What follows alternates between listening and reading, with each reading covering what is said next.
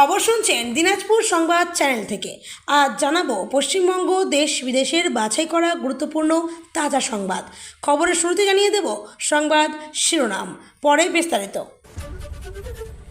গোলমাল অতীত, সোমবার থেকেই চালু গুন্ডা দমন আইন মুর্শিদাবাদে মনে করালেন মুখ্যমন্ত্রী, বার্তা হুমায়ুনকেও।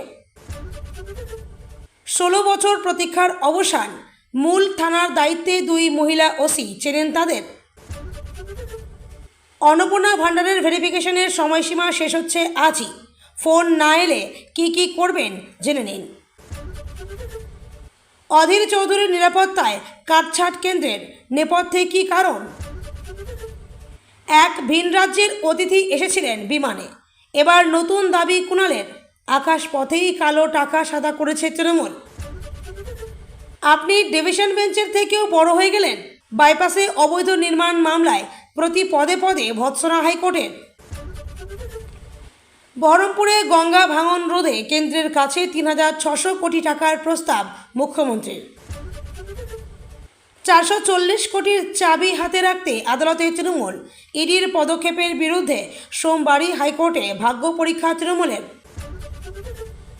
ইউসিসি নিয়ে আরও এক ধাপ এগোলো রাজ্য সরকার, এবার সুপ্রিম কোর্টের প্রাক্তন বিচারপতির বৈঠক মুখ্য সচিবের। একটি পরিবারই মাসে 15 থেকে 18,000 টাকা পেতে পারে। অন্নপূর্ণা ছাড়াও কি সুযোগ বোঝালেন শুভেন্দু। 8 নয়, এবার সংখ্যাটা বেড়ে হলো 12। তৃণমূলের আরও ব্যাংক অ্যাকাউন্ট ফ্রিজ, হাইকোর্টে ফের আবেদন। অর্জুন সিংয়ের মাস্টারস্ট্রোক, হুগলিতে খুলছে 4টি বন্ধ জুট মিল, ফিরছে হাজার হাজার শ্রমিকের হাসি। হঠাৎ অধীরের সঙ্গে একই হলো, অদ্ভুত পরিস্থিতিতে কি বলছেন প্রাক্তন কংগ্রেস সাংসদ।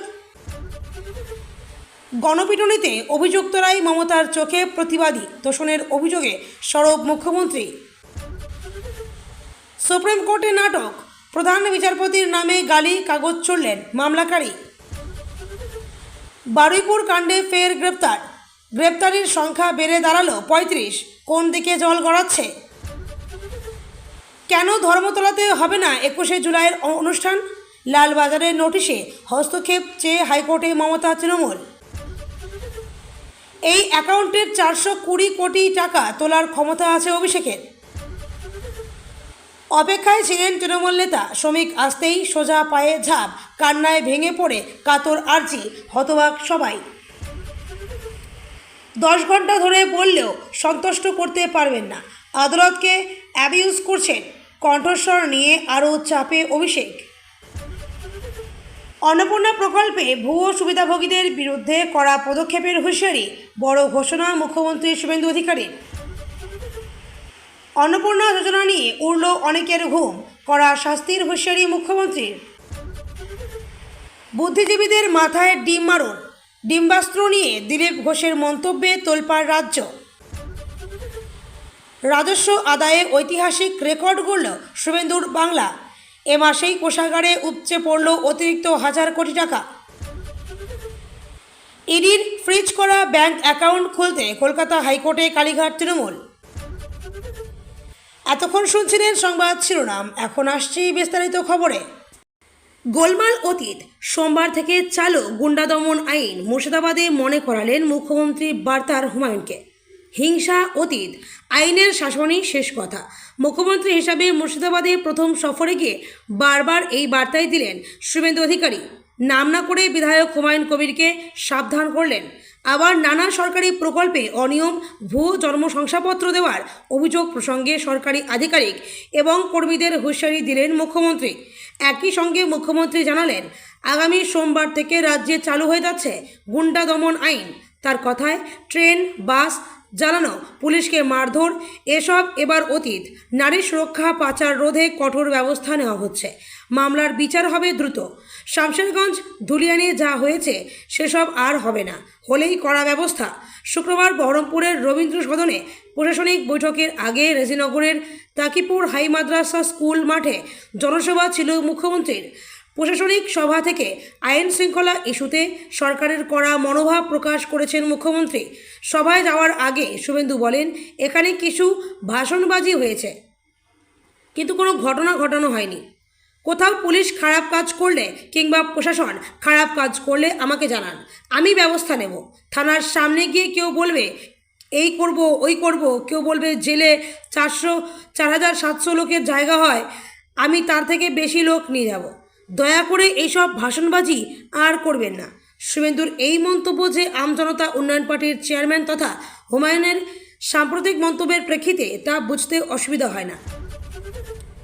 16 বছর প্রতীক্ষার অবসান। মূল থানার দায়িত্বে 2 মহিলা ওসির ছিলেন তাদের। মহিলাদের নিরাপত্তা ও ক্ষমতায়নে বিশেষ গুরুত্ব দিতে কলকাতা পুলিশের অন্দরে এক ঐতিহাসিক রদবদল ঘটল।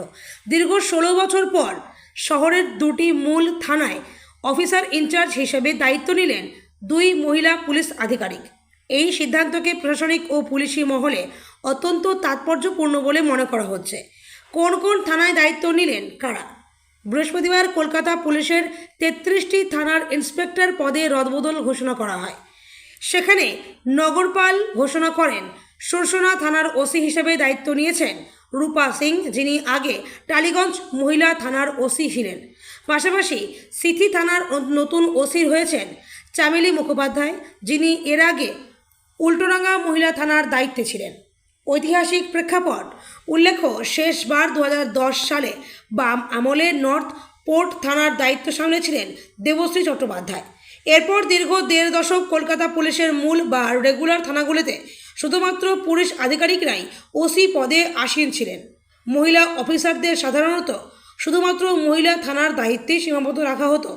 দীর্ঘ 16 বছরের পর সেই প্রথা ভেঙে মূল থানায় মহিলা ওসি নিয়োগের এই উদ্যোগকে নারী ক্ষমতায়নের পথে বড় পদক্ষেপ হিসেবেই দেখছেন বিশেষজ্ঞরা। মহিলাদের নিরাপত্তায় নয়া উদ্যোগ। ইতিমধ্যেই রাজ্যের প্রতিটি থানায় মহিলাদের জন্য বিশেষ হেল্প ডেস্ক চালু করা হয়েছে। এই হেল্প ডেস্কগুলিতে দায়িত্বপ্রাপ্ত মহিলা অফিসারদের জন্য প্রশিক্ষণ শিবিরেরও আয়োজন করা হচ্ছে। মূল লক্ষ্য একটাই, মহিলাদের যাতে ন্যায় বিচারের জন্য এক থানা থেকে অন্য থানায় ঘুরতে না হয় এবং তারা যাতে সরাসরি সংশ্লিষ্ট থানাতেই অভিযোগ জানাতে পারেন। অন্নপূর্ণা ভাণ্ডারের ভেরিফিকেশনের সময়সীমা শেষ হচ্ছে আজই। ফোন না এলে কি করবেন জেনে নিন। অন্নপূর্ণা ভাণ্ডার প্রকল্পের সুবিধা ইতিমধ্যেই রাজ্য জুড়ে বহু মানুষ পেতে শুরু করেছেন এবং দ্বিতীয় কিস্তির টাকা অনেক উপভোক্তার ব্যাংক অ্যাকাউন্টে পৌঁছে গেছে। তবে এই বিশাল আনন্দ এবং উৎসবের আবহের মধ্যেই একটি চিন্তার মেঘ ঘনীভূত হয়েছে। বহু আবেদনকারী যখন অনলাইনে নিজেদের আবেদনের স্ট্যাটাস চেক করেছেন, তখন তারা দেখতে পাচ্ছেন যে তাদের আবেদনটি আন্ডার এনকোয়ারি হিসেবে দেখানো হচ্ছে। এই স্ট্যাটাস দেখে রাজ্যের বিভিন্ন প্রান্তে মহিলাদের মধ্যে ব্যাপক বিভ্রান্তি এবং চরম উৎকণ্ঠা তৈরি হয়েছে। অন্নপূর্ণা ভাণ্ডার প্রকল্পের এই আটকে থাকা আবেদনগুলির সমাধানের জন্য নবান্নের তরফ থেকে একটি নির্দিষ্ট সময়সীমা বেঁধে দেওয়া হয়েছে। আগামী 10ই জুলাই হলো এই সমস্যা সমাধানের চূড়ান্ত দিন। অর্থাৎ ঘড়ির কাঁটার দিকে নজর রাখলে দেখা যাবে আপনার হাতে মাত্র 24 ঘন্টা সময় অবশিষ্ট রয়েছে। এই সংক্ষিপ্ত সময়ের মধ্যে যদি সঠিক পদক্ষেপ না নেওয়া হয়, তবে অন্নপূর্ণা ভাণ্ডার প্রকল্পের এই বিপুল আর্থিক সাহায্য থেকে চিরতরে বঞ্চিত হওয়ার সম্ভাবনা প্রবল। আন্ডার এনকোয়ারি স্ট্যাটাস আসলে কি? অনেকেই যখন নিজেদের আবেদনের পাশে আন্ডার এনকোয়ারি লেখাটি দেখতে পাচ্ছেন, তখন তারা আতঙ্কে ধরে নিচ্ছেন যে তাদের অন্নপূর্ণা ভাণ্ডার ফর্মটি হয়তো বাতিল করে দেওয়া হয়েছে। কিন্তু প্রশাসনিক কর্তারা বারবার আশ্বস্ত করে বলছেন যে এই ধারণার কোনো বাস্তব ভিত্তি নেই। প্রকৃতপক্ষে আবেদনের প্রাথমিক স্ক্রিনিং বা যাচাইকরণ প্রক্রিয়ার সময় যদি কোনো ফর্মে সামান্য ভুল, তথ্যের অমিল বা প্রয়োজনীয় নথিপত্রের ঘাটতি নজরে আসে, তবে সেই আবেদনগুলিকে সরাসরি বাতিল না করে সাময়িকভাবেই তদন্তের আওতায় রাখা হয়েছে। অধীর চৌধুরীর নিরাপত্তায় কাটছাঁট কেন্দ্রে নেপথ্যে কী কারণ? দীর্ঘদিন ধরেই কংগ্রেস নেতা তথা প্রাক্তন সাংসদ অধীর রঞ্জন চৌধুরীর কেন্দ্রীয় নিরাপত্তা নিয়ে বিতর্ক চলছে রাজনৈতিক মহলে। এবার সেই নিরাপত্তা ব্যবস্থায় বড় পরিবর্তন আনল কেন্দ্র। সূত্রের খবর, অধীর রঞ্জন চৌধুরীর Y+ ক্যাটাগরির নিরাপত্তা প্রত্যাহার করে তাকে X ক্যাটাগরির নিরাপত্তা দেওয়া হচ্ছে। সাংসদ থাকাকালীন কেন্দ্রীয় নিরাপত্তা মূল্যায়নের ভিত্তিতে অধীর রঞ্জন চৌধুরী Y+ নিরাপত্তা পেয়েছিলেন। তার নিরাপত্তায় 5 জন সশস্ত্র জওয়ান মোতায়েন থাকতেন। কিন্তু 2024 সালের লোকসভা নির্বাচনে বহরমপুর কেন্দ্র থেকে পরাজিত হওয়ার পরও তার নিরাপত্তার স্তরে কোনো পরিবর্তন হয়নি। সেই বিষয়টি নিয়েই রাজনৈতিক মহলে প্রশ্ন উঠতে শুরু করে। তৃণমূল কংগ্রেসের সর্বভারতীয় সাধারণ সম্পাদক অভিষেক বন্দ্যোপাধ্যায় বিষয়টি নিয়ে সরব হয়েছিলেন। কোনো সাংবিধানিক পদে না থেকেও কেন অধীর রঞ্জন ওয়াই+ নিরাপত্তা পাচ্ছেন তা নিয়ে তিনি প্রকাশ্যে প্রশ্ন তোলেন। যদিও এই সিদ্ধান্তের নেপথ্যে রাজনৈতিক কারণ রয়েছে কিনা তা নিয়ে জল্পনা অব্যাহত। এই বিষয়ে প্রতিক্রিয়া জানিয়ে অধীর রঞ্জন চৌধুরী বলেন, নিরাপত্তা কমছে না বেড়েছে তা আমার জানা নেই। আগেও কয়েকজন নিরাপত্তারক্ষী ছিলেন, এখনও রয়েছেন। আমি কোনোদিন কারো কাছে নিরাপত্তা চাইনি। অধীরের এই মন্তব্যের পর নিরাপত্তা ইস্যু ঘিরে নতুন করে রাজনৈতিক চাপানোতর শুরু হওয়ার সম্ভাবনা তৈরি হয়েছে। এক ভিন রাজ্যের অতিথি এসেছিলেন বিমানে, এবার নতুন দাবি কুণালের। আকাশপথেই কালো টাকা সাদা করেছে তৃণমূলের টাকায় কেনা বিমান ও কপ্টার তৃণমূলকেই ভাড়া দিয়েছিলেন কেয়ারওয়েল অ্যাভিয়েশন প্রাইভেট লিমিটেড নামে এক কোম্পানি। ইডির তদন্তে উঠে আসে চাঞ্চল্যকর তথ্য।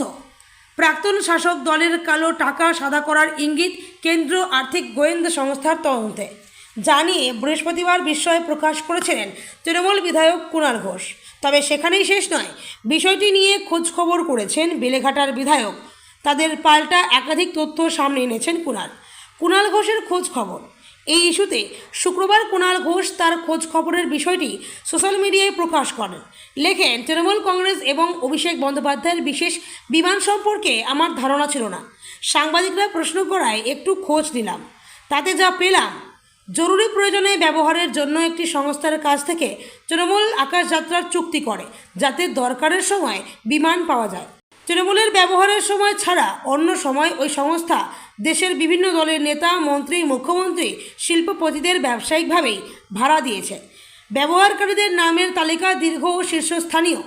এমনকি এবার এই রাজ্যে নতুন সরকারের শপথ অনুষ্ঠানেও ভিন রাজ্যের এক বিশেষ অতিথি এসেছিলেন এদের বিমানে। ওই সংস্থাকে পেমেন্ট করে ওই সংস্থায় তৃণমূলের কোনো পদাধিকারীর শেয়ার নেই বা ওই সংস্থা থেকে কোনো পয়েন্ট তৃণমূলের কোনো পদাধিকারীর কাছে যায়নি। ইডির তদন্ত। ইডি বেআইনি লেনদেন প্রতিরোধ আইনের নির্দিষ্ট ধারায় তৃণমূলের 3টি ব্যাংক অ্যাকাউন্টে থাকা 440.42 কোটি টাকা বুধবারই ফ্রিজ করেছিলেন। তার আগে মঙ্গলবার কেন্দ্রীয় গোয়েন্দা দল 5 জায়গায় তল্লাশি চালায়। তার মধ্যে ছিল রাধাবাজার স্ট্রিটের কেয়ারওয়েল গ্রুপ অফ কোম্পানিজের রেজিস্টার্ড অফিসও। আপনি ডিভিশন বেঞ্চের থেকেও বড় হয়ে গেলেন। বাইপাসে অবৈধ নির্মাণ মামলায় প্রতি পদে ভৎসনা হাইকোর্টে দায়সারা রিপোর্ট জমা। বেআইনি নির্মাণ ও জবরদখল নিয়ে একটি মামলায় উত্তর 24 পরগনার জেলাশাসককে ভৎসনা করল কলকাতা হাইকোর্ট। জেলাশাসককেই আদালতে হাজির হয়ে রিপোর্ট দেওয়ার নির্দেশ দিল ভারপ্রাপ্ত প্রধান বিচারপতির নেতৃত্বাধীন ডিভিশন বেঞ্চ। জেলাশাসককে আদালতে হাজির হওয়ার নির্দেশ দিয়ে ভারপ্রাপ্ত প্রধান বিচারপতি তপব্রত চক্রবর্তীর মন্তব্য, আমাদের মনে হচ্ছে ইচ্ছে করেই নির্দেশ অমান্য করেছেন, তাই সশরীরে আসতে হবে হলফনামা ও রিপোর্ট নিয়ে। ভিআইপি থেকে উল্টোডাঙ্গা পর্যন্ত বেআইনি নির্মাণ ও জবরদখলের বিরুদ্ধে একটি মামলার শুনানিতে শুক্রবার ভারপ্রাপ্ত প্রধান বিচারপতি বলেন, জেলাশাসককে আসতে বলুন। উনি কি নিজেকে ডিভিশন বেঞ্চের চেয়েও বড় মনে করেন? গ্রুপ ডি স্টাফ ফাইল করেছেন রিপোর্ট। মামলাকারীর আইনজীবী রবীন্দ্র নারায়ণ দত্ত তখন বলেন, কি পদক্ষেপ করা হয়েছে তার রিপোর্ট 3বার চাওয়া হয়েছে, তাও স্পষ্ট আকারে রিপোর্ট দেননি। আদালত শেষ নির্দেশে সতর্ক করে জানায়, এবার রিপোর্ট ঠিকভাবে না দিলে সশরীরে হাজিরার নির্দেশ দেওয়া হবে। তারপরও সেই নির্দেশ মানছেন না। তারপরে ভারপ্রাপ্ত প্রধান বিচারপতি তপব্রত চক্রবর্তী বলেন, আমাদের মনে হচ্ছে ইচ্ছে করেই নির্দেশ অমান্য করছেন, তাই সশরীরে আসতে হবে হলফনামা ও রিপোর্ট নিয়ে। ডিভিশন বেঞ্চের অন্য বিচারপতি পার্থসারথী চট্টোপাধ্যায় বলেন, প্রধান বিচারপতিকে অসম্মান করছেন। আপনি এত ব্যস্ত? উত্তর 24 পরগনার জেলাশাসকের উদ্দেশ্যে ভারপ্রাপ্ত প্রধান বিচারপতি বলেন, আমাদের ধৈর্যের পরীক্ষা নেবেন না। আগামী 23 জুলাই সকাল 10:30টায় উত্তর 24 পরগনার জেলাশাসক শিল্পা গৌরী সারিয়াকে আদালতে হাজিরার নির্দেশ দিল ডিভিশন বেঞ্চ। 4 বছর আগে জনস্বার্থ মামলা, রাস্তার ধারে বেআইনি পার্কিং প্লেস ও বিয়েবাড়ি নির্মাণের অভিযোগ তুলে 2022 সালে জনস্বার্থ মামলা করেন জৈনিক অর্ধেন্দু নাগ। তার অভিযোগ, নয়নজুরি বুঝিয়ে বেআইনি নির্মাণ করা হয়েছে, সব সরিয়ে খালমুক্ত করার আবেদন জানানো হয়। 2022 সালে জেলাশাসক স্বীকার করে নেন জবরদখল হয়েছে। সেই সময় প্রধান বিচারপতির বেঞ্চ নির্দেশ দেয়, জবরদখলের বিরুদ্ধে কী পদক্ষেপ করা হয়েছে তার রিপোর্ট দিতে হবে। এরপর জেলাশাসক বদল হয়েছে একাধিকবার, কিন্তু রিপোর্ট জমা হয়নি।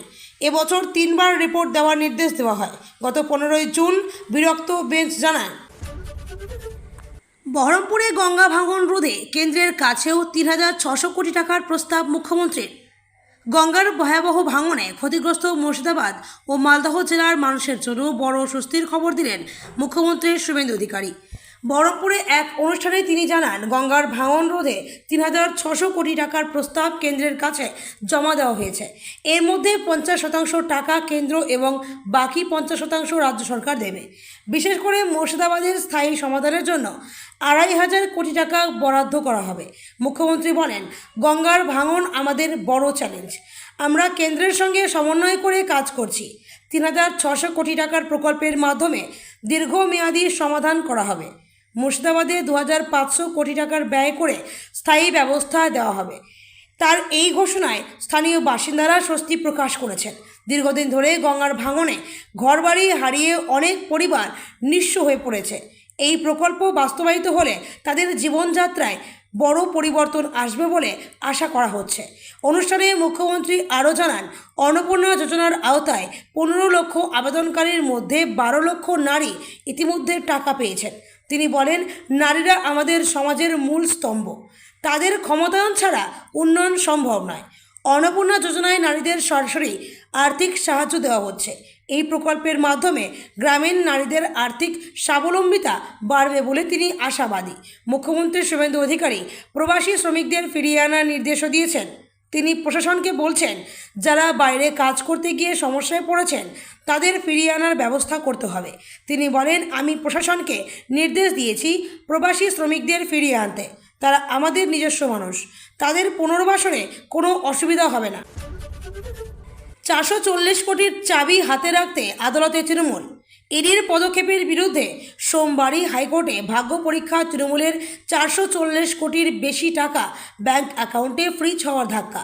এবার এনফোর্সমেন্ট ডিরেক্টরেট এবং ইডির পদক্ষেপের বিরুদ্ধে ফের আদালতে দ্বারস্থ হল কালীঘাটপন্থী তৃণমূল নেতৃত্ব।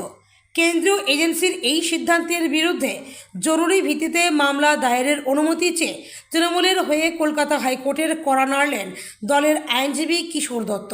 বিচারপতি কৃষ্ণা রাওয়ের এজলাসে মামলা করার অনুমতি মিলেছে। আগামী সোমবারই এই মামলার শুনানির সম্ভাবনা রয়েছে। তৃণমূলের অ্যাকাউন্ট সংক্রান্ত বিষয়ে পুলিশের পাশাপাশি আর্থিক তছরূপের দিকটি খতিয়ে দেখতে সমান্তরাল তদন্ত চালাচ্ছে ইডি। গত মঙ্গলবার এই মামলার সূত্র ধরেই কলকাতা এবং শহরতলির 5টি জায়গায় ম্যারাথন তল্লাশি চালান কেন্দ্রীয় আধিকারিকেরা। এর ঠিক পরদিনই বুধবার একটি প্রেস বিবৃতি দিয়ে ইডি জানায়, এক বেসরকারি ব্যাংকে তৃণমূলের 3টি অ্যাকাউন্টে মোট 440 কোটি 42 লক্ষ টাকা গচ্ছিত রয়েছে। আর্থিক তছরূপ প্রতিরোধ আইনের 17 ধারায় সেই 3টি অ্যাকাউন্টে সম্পূর্ণ ফ্রিজ বা লেনদেন স্তব্ধ করে দেওয়া হয়েছে। দলটাই অচল হয়ে পড়বে দুশ্চিন্তায় কালীঘাট। ইডির এই কড়া পদক্ষেপের পরই তড়িঘড়ি আইনি লড়াইয়ের পথে হাঁটল কালীঘাট শিবির। দলের শীর্ষ নেতৃত্বের দাবি, একটি সর্বভারতীয় রাজনৈতিক দলের দৈনন্দিন দলীয় কার্যালয় পরিচালনা, রাজ্য জুড়ে থাকা বহু কর্মীর বেতন এবং সংগঠনের নানা কাজে প্রতিনিয়ত বিপুল টাকা খরচ। এভাবে আচমকা 440 কোটি টাকার 3টি অ্যাকাউন্ট সম্পূর্ণ স্তব্ধ করে দেওয়া হয়েছে। কার্যত দলটাই অচল হয়ে পড়বে। অবশ্য এর আগে যখন এই অ্যাকাউন্ট ফ্রিজের জল হাইকোর্ট পর্যন্ত গড়ায়, তখন আদালত তৃণমূলের এই যুক্তি আংশিক মেনে নিয়েছিল। কর্মীদের বেতন এবং প্রয়োজনীয় আইনি লড়াইয়ের খরচ মেটানোর জন্য ওই অ্যাকাউন্ট থেকে টাকা তোলার অন্তর্বর্তী ছাড়পত্র দিয়েছিলেন বিচারপতি সৌগত ভট্টাচার্য। তবে তা মোটেও অবাধ নয়, বরং সম্পূর্ণভাবে একজন স্পেশাল অফিসারের কড়া নজরদারির অধীনে। হাইকোর্টের প্রাক্তন বিচারপতি সুব্রত তালুকদারকে এই 3টি মূল ব্যাংক অ্যাকাউন্ট পরিচালনার জন্য বিশেষ আধিকারিক হিসেবে নিয়োগ করেছে আদালত। আগামী 30শে সেপ্টেম্বর পর্যন্ত অ্যাকাউন্টগুলির চাবিকাঠি ও প্রতিটি চেকে সই করার একচ্ছত্র দায়িত্ব রয়েছে তারই ওপর। কিন্তু এই স্পেশাল অফিসারের নজরদারির মধ্যেই ইডির নতুন করে অ্যাকাউন্ট ফ্রিজ করার এই সিদ্ধান্ত কালীঘাট শিবিরের ওপর চাপ আরও বাড়িয়ে দিল। এবার দেখার, আগামী সোমবার বিচারপতি কৃষ্ণা রাওয়ের এজলাসে তৃণমূল এই আর্থিক অবরুদ্ধ দশা থেকে কোনো স্বস্তি পায় কিনা।